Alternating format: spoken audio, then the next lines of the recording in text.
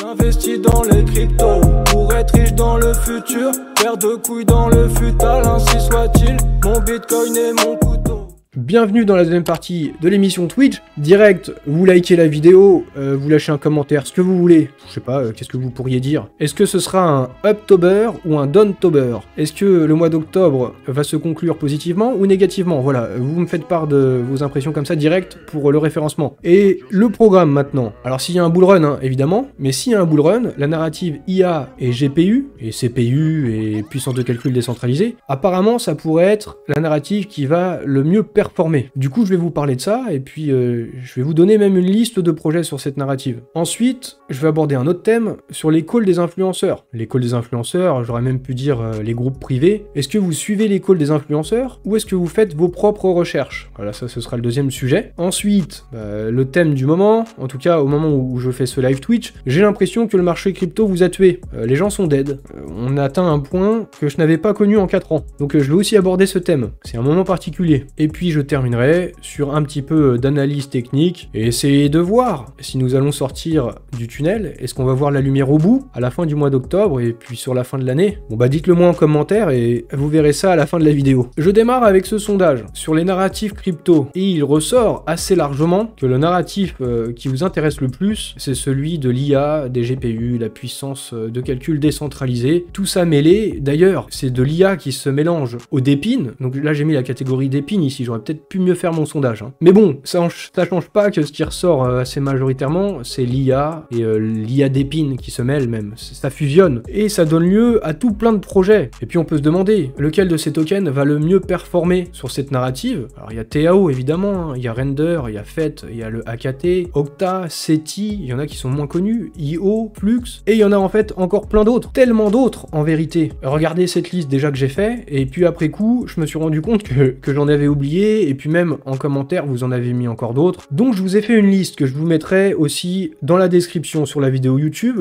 Vous pourrez la consulter. Je l'ai classée par ordre de market cap, puisque apparemment c'est bien le truc qui a le plus de hype, qui pourrait le mieux performer. Bah il faut aussi s'y intéresser. Par contre, je vous préviens, voilà, je vous ai mis une liste. Vous allez devoir faire votre tri, parce que évidemment là je crois qu'il y en a peut-être 20-25 dans ma liste. Il y en a encore plus hein, du coup qui ne sont pas dans ma liste. Il y a beaucoup de projets, ils ne se valent pas tous, donc vous devrez faire vos recherches, mais également prendre en compte le fait qu'il y aura de la volatilité. Alors ça peut être à la hausse, hein. Du coup vous pourrez faire peut-être de gros profits, parce que dans cette liste il y a beaucoup de petits market cap, mais vous pouvez aussi perdre votre thune, donc faites bien attention. Je vous préviens aussi que prochainement, je vais vous présenter, normalement la semaine prochaine, Octaspace. C'est un projet qui m'a intéressé. Je vous parlerai aussi prochainement, dans les prochaines semaines, de différents projets, pas juste sur cette narrative IA, parce que certains d'entre vous m'ont demandé hein, que je parle d'autre chose aussi que Multiversix. Je parle aussi de Bitcoin et des cryptos en général, comme je le fais dans cette émission même, mais j'ai bien compris qu'il y avait aussi une volonté que je parle d'autres projets. Alors je sais le faire, évidemment, comme n'importe quel autre créateur de contenu, c'est pas difficile en vrai. Hein. Je suis resté sur Multiversix, parce que je trouve que ça a de l'intérêt, personnellement. Après,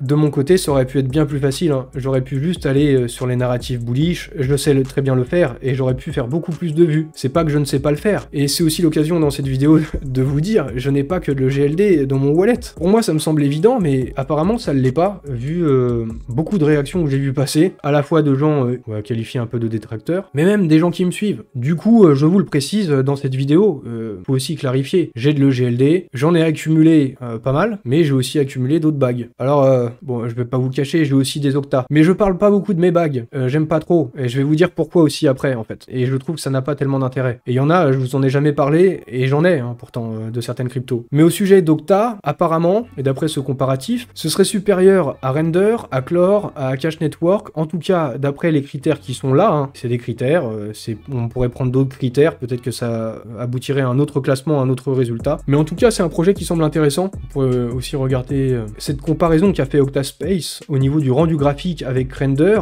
et Render se fait bouffer complètement, Octa est bien plus performant sur le rendu graphique. Du coup je vous signale, je vous parlerai, voilà je vous le signale à nouveau, je vous parlerai aussi d'Octa sur ma chaîne, prochainement, normalement normalement la semaine prochaine. Et si vous regardez sur YouTube, bah, ce sera jeudi. En tout cas, ce projet, Monsieur TK le connaît très bien parce qu'il en a parlé il y a plus d'un an. Parmi 3 projets qu'il a présentés sur sa chaîne, il y avait aussi Octa. Donc bravo à lui, il l'a vu en étant très early, il en avait miné un petit peu. Et aussi ce que j'ai contacté sur Octa, c'est que malgré la tendance baissière sur les 7 derniers mois, on peut voir ici, voilà, à partir du mois de mars, le token s'en est plutôt pas mal sorti. Je trouve que la charte est plutôt solide. Donc si c'est solide pendant une période où c'est pas solide, bah en cas de bull run, et j'y crois toujours au bull run, en cas de bull run, ça peut performer. Par contre, je vais commencer à aborder un autre sujet dans cette vidéo. Est-ce que vous faites vos propres recherches? Est-ce que vous prenez vos propres décisions avant d'investir sur un projet crypto? Ou est-ce que vous faites confiance à des calls d'influenceurs par manque de temps ou manque de connaissances? Ce qui est tout à fait légitime. J'ai fait un sondage pour essayer de mesurer ça, en vous demandant d'être honnête. Et vu que le sondage, bah, c'est anonyme, ça permet de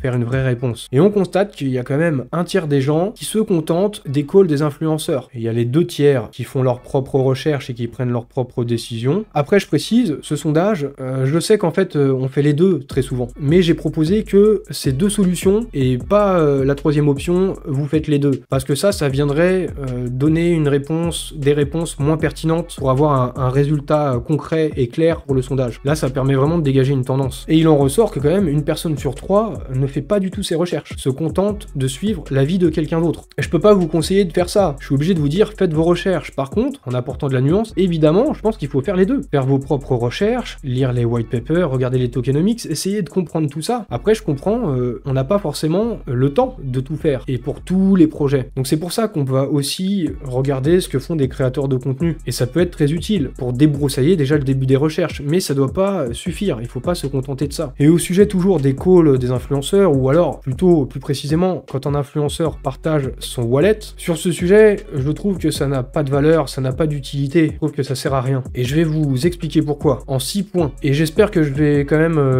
vous faire réfléchir là-dessus, parce que je sais que c'est quelque chose qui est très souvent fait, hein. Suivi du wallet, ce genre de truc et tout. Et ça plaît aux gens. Mais le premier point, c'est qu'il y a des biais de confirmation avec ça. On sait que ça plaît aux gens, on sait que ça fait des vues, et puis en gros, vous aimez bien voir votre token cité par un influenceur. Quelque part, ça vous fait vous sentir pertinent ou intelligent. Ça, c'est juste une illusion. C'est des biais de confirmation. Et l'influenceur lui-même, d'ailleurs, il peut être tenté de vous dire qu'il a tel ou tel crypto dans son bag, dans son wallet, parce qu'en fait, il sait que ça va vous plaire. Et puis pour, en gros, donner l'impression qu'on est toujours dans le coup, donner l'impression aussi qu'on est un winner, etc., bah on va être tenté de partager son wallet et de dire, regardez, j'ai ça, et ça va faire plus de vues. Donc gardez ça aussi en tête au niveau des influenceurs. Moi, je le sais, je suis de l'autre côté. Deuxième point, est-ce que l'influenceur, il dit la vérité? Un influenceur, il peut vous dire qu'il a, par exemple, 20% d'une crypto dans son wallet, mais qu'est-ce que ça veut dire, ça, concrètement? Est-ce que c'est 20% sur un capital de combien? Ça représente combien sur l'ensemble de son capital crypto? Est-ce que c'est juste un wallet parmi d'autres? Est-ce que même il dit la vérité? Et est-ce que vous pouvez le vérifier? Vous pouvez pas. Et on peut bien vous dire ce qu'on veut, au final. Vous saurez pas si c'est la vérité. Et même si je vais être honnête et vous dire un truc honnêtement, vous pourrez jamais le savoir, en fait. Je peux vous dire que j'ai 3 bitcoins, je peux vous dire que j'ai 5000 EGLD ou que j'en ai 100, je peux vous dire ce que vous voulez entendre, en fait. Donc, voilà, le deuxième point, pourquoi ça n'a aucune valeur, les partages de wallet, que ce soit en pourcentage ou en valeur absolue. Troisième point, et vous allez comprendre pourquoi. Chacun son profil, chacun son chemin. Pourquoi vous voulez comparer votre wallet à celui d'un influx? Vous avez probablement des profils différents, une situation financière différente, ou une situation familiale différente, vous n'avez pas les mêmes revenus, vous n'avez pas le même âge, vous n'avez pas le même capital, vous n'avez pas les mêmes objectifs, et vous n'êtes pas prêt à prendre les mêmes risques. Donc finalement, vous ne ferez pas les mêmes choix. Ça n'a pas de sens. Pourquoi vous voulez comparer les chèvres et les choux? Donc ça revient à ça, hein. Comparer votre wallet à celui d'un influenceur. Et que ce soit un influenceur ou qui que ce soit d'autre même, hein. Même à un pote, à n'importe qui d'autre. Votre wallet, ça n'a de sens que pour vous-même, par rapport à vos objectifs et vos convictions. Vouloir le calquer sur celui de quelqu'un d'autre, c'est une erreur. Le quatrième point, c'est que les influx aussi ne sont pas meilleurs que vous. La plupart du temps, un influenceur, il en sait pas plus que vous. Il n'a pas d'informations spéciales. Je dis bien la plupart du temps, parce que des fois, ça peut arriver. Mais la plupart du temps, et pour la plupart des influenceurs, c'est pas le cas. L'influenceur, il n'a pas été élu par les dieux de la crypto, il n'est pas plus intelligent que vous. Par contre, il peut avoir peut-être plus de passion, il peut dig davantage que la moyenne, et il finit par devenir plus expert. Mais ça, tout le monde peut le faire en travaillant. Et vous aussi, du coup. Et je dirais même, la plupart d'entre vous, vous disposez de plus de temps que moi pour aller dig des sujets, de la tech, des projets, etc. Parce que moi, bah vous voyez, là par exemple, je fais un live Twitch. Déjà, ça me prend du temps, il faut que je le prépare avant. Pareil quand je fais un sujet de vidéo, même quand c'est pas un live, faut que je le prépare avant. Puis après, j'ai du montage vidéo, et puis j'ai les vignettes aussi à faire. Et puis je vais répondre en DM, et puis je vais faire ma veille sur les réseaux sociaux pour trouver des sujets, pour trouver des informations. Je vais répondre aux mails, et je vais avoir énormément de choses à faire en fait. Et tout ça, ça me prend du temps. Et les autres influenceurs aussi, hein. c'est pareil. Donc finalement, vous aussi, vous n'avez pas d'excuses pour parfaire vos connaissances ou y consacrer du temps pour faire vos propres choix. Il y a un 5e point, celui de l'influenceur et de l'influencé. On pourrait même partir dans un cas extrême, on pourrait parler de manipulation. Mais à minima, on va parler d'influence. Est-ce qu'un influenceur qui montre son wallet, qui montre ses bagues, est-ce qu'il n'est pas en même temps en train de faire de la pub pour ses propres cryptos? Et ça dépend de l'influence, du niveau d'influence de l'influenceur. Moi, j'ai pas beaucoup d'influence, moi. Mais quand on a des dizaines ou des centaines de milliers de followers et d'abonnés, on commence à avoir plus d'influence, plus d'impact. Et on sait très bien que quand on va partager notre bague, il va forcément y avoir des gens, ce sondage le prouve, un tiers des gens, ils vont écouter les calls sans faire aucune recherche. Du coup, quand on a des dizaines ou des centaines de milliers d'abonnés, un influenceur sait très bien qu'il y a des gens, ils vont acheter de la crypto. Et quand c'est sur un petit market cap, ça peut faire bouger le prix, à la hausse, évidemment. Et quand ça part à la hausse comme ça, derrière, ça va entraîner une boucle de rétroaction positive, vu que ça va monter, il y a d'autres gens qui vont dire tiens ça monte, et puis ils vont venir encore dessus, et ça va continuer de monter. Et puis derrière, même l'influenceur, il va pouvoir bénéficier d'une bonne image pour avoir fait, entre guillemets, un bon call, parce que du coup, son call aura été payant, même s'il dumpe pas sur sa communauté. Du coup, c'est le beurre et l'argent du beurre. Donc ça, c'était le 5e point. Maintenant, le 6e point, peut-être le plus important, apprenez à pêcher, allez pêcher votre propre poisson. Vous êtes entré dans les cryptos, généralement pour beaucoup d'entre vous, et c'est le cas pour moi, donc je sais que c'est le cas aussi pour beaucoup d'entre vous, pour la liberté financière. Du coup, si vous êtes venu pour la liberté, pourquoi vous devriez agir en fonction de ce que font les autres? Votre objectif, ça doit être d'être indépendant, de penser par vous-même. D'ailleurs, souvent, on voit les gens qui répètent que la masse a toujours tort. Donc, faites en sorte d'être indépendant, prendre vos décisions indépendamment de ce que va dire un influenceur, même si vous pouvez le prendre en compte, évidemment. Et ça, c'est vrai, même si vous appréciez l'influenceur. Vous devez pas calquer vos décisions sur lui. Si vous ne faites que copier les autres, si vous gagnez, peut-être que vous serez content, hein, mais vous saurez pas pourquoi vous aurez gagné. Et puis si vous perdez, pareil, vous saurez pas pourquoi. Vous n'aurez rien appris. Même si sur le coup, quand vous gagnez, ça va vous satisfaire. Mais du coup, si vous voulez être gagnant à l'avenir, vous allez devoir comprendre comment ça fonctionne, vous allez devoir apprendre à pêcher. Comme le dit ce proverbe chinois, quand un homme a faim, il vaut mieux lui apprendre à pêcher que de lui donner du poisson. Donc je pense que vous avez compris l'idée, je pense qu'avec mes 6 points, avec mes réflexions et mes arguments, je pense j'ai détruit l'idée que ça a de la valeur et de l'utilité, les partages de wallet des influenceurs. Je pense que j'ai détruit le concept, mais bon, il n'y a pas beaucoup de monde qui en parle, d'ailleurs je le dis là, j'ai jamais vu personne le dire, ce que je vous dis là en fait, hein. Jamais, et ça fait 4 ans que je suis dans les cryptos. Donc j'ai ressenti le besoin de le dire et de vous partager cette réflexion. Bon, j'espère que ça mérite un like, si c'est le cas, mettez un like à cette vidéo. Il faudrait peut-être que plus de gens entendent ce genre de discours aussi. Et puis s'il y a des influenceurs là qui m'écoutent et qui regardent mes vidéos, il peut y en avoir, ou qui suivent mes live Twitch, réfléchissez aussi sur ces points, hein. Au final, on doit apporter de la valeur aussi à notre audience. Je vous disais un petit peu plus tôt, du coup ça fait 4 ans que je suis dans les cryptos, du coup 3 ans de création de contenu, mais grosso modo 4 ans que je me suis intéressé vraiment à cet écosystème, et en 4 ans, j'ai jamais vu l'écosystème aussi amorphe que ces derniers temps. Vraiment, je le ressens puissamment. Quand je fais ce tweet, c'est pas l'image de ce que je pense moi, d'ailleurs si vous suivez régulièrement ce que je fais, vous savez que je suis plutôt confiant sur la fin de l'année. Mais je vois la dépression. En fait, c'est l'impression que j'ai en regardant tout ce que vous faites, tout ce que vous dites, tous les tweets aussi globalement des autres influenceurs. C'est très calme, ça tweet beaucoup moins ces derniers temps. L'ambiance est assez morte. Et j'avais pas vu ça en 4 ans. Alors que il y a eu les dips, des dips énormes, des gros effondrements, il y a eu FTX et tout ça, il y a eu le bottom, même pendant le bottom du bear market, le sentiment était pas aussi dégueulasse qu'en ce moment. Donc il y a quand même quelque chose de spécial et particulier. Je sais pas si du coup que c'est de bon augure, ou alors ça annonce encore le pire, mais bon, on a généralement, on n'a jamais vu un top quand tout le monde est dépressif, hein. On verra ce qui se passera ensuite. Mais j'ai bien senti votre douleur, votre ras-le-cul même, sur le marché crypto, hein. J'ai voulu prendre la température, vous savez, avec le thermomètre, où est-ce qu'on le met, hein. Donc voilà, ras-le-cul, je pense que c'est le bon terme. De 0 à 10, à quel point vous en avez ras-le-cul du marché crypto? Et vos réponses sont assez éloquentes. Alors en fait, il y a quand même quelque chose qui ressort de ça, c'est globalement, soit vous n'en pouvez vraiment plus, hein, soit vous dites 10, 9, voire encore bien pire, 100, j'ai vu des 1000, j'ai même vu le milliard. Donc voilà, vous souffrez beaucoup. Ou alors des 0, des 1,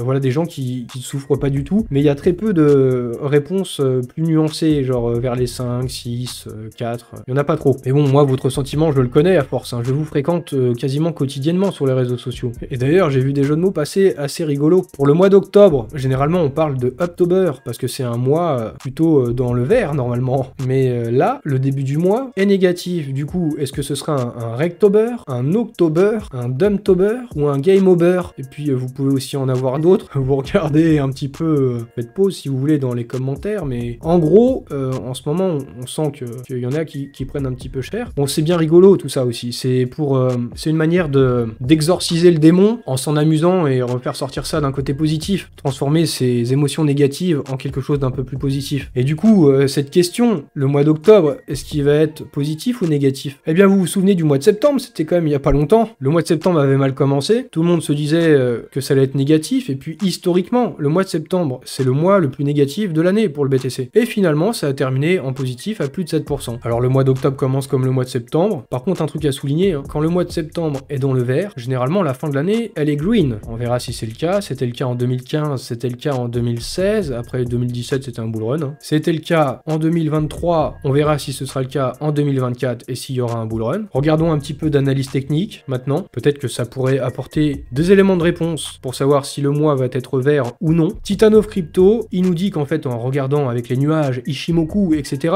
il nous parle de la Kijun et on fait un retest. Là, c'est sur la ligne bleue. On fait un retest sur la Kijun, en tout cas pour l'instant. Si on va plus bas, ce sera plus un retest. Mais pour l'instant, c'est un retest. Donc lui, il est plutôt optimiste. Il pense que ça va rebondir. Il y a Trader Tardigrade aussi. Il est aussi plutôt en train de penser qu'on fait un retest. Il a dessiné ici une trade line, en fait, sur les derniers mois. Et du coup, on ferait un retest. Bah, comme vous le voyez, hein, j'ai pas besoin d'en dire des tonnes. Hein. Hop, on le teste et ça pourrait marquer un bottom local. Pourquoi également? Parce qu'il regarde aussi le RSI, le stochastique. Et quand on arrive sur ces niveaux-là, tout en bas, ça marque un bottom local. En tout cas, c'était le cas sur les bottoms locaux sur la correction des derniers mois. Donc, si c'est à nouveau le cas, puisqu'on est à nouveau dans cette zone-là sur le RSI, ça pourrait être un bottom local actuellement, là, sur les plus ou moins les 60 000 $. Et derrière, il pense qu'on va connaître un rallye qui va reprendre. Toujours trader tardigrade. Et il a regardé un autre indicateur, c'est l'OBV, On Balance Volume, donc c'est l'analyse des volumes. Et il constate qu'on effectue la même action de prix que sur la dernière consolidation. Donc vous voyez ça aussi, c'est parlant, le petit triangle, pif, on fait une petite vague au-dessus, et après, paf, rallye. Et on sort comme ça de la consolidation. Bah,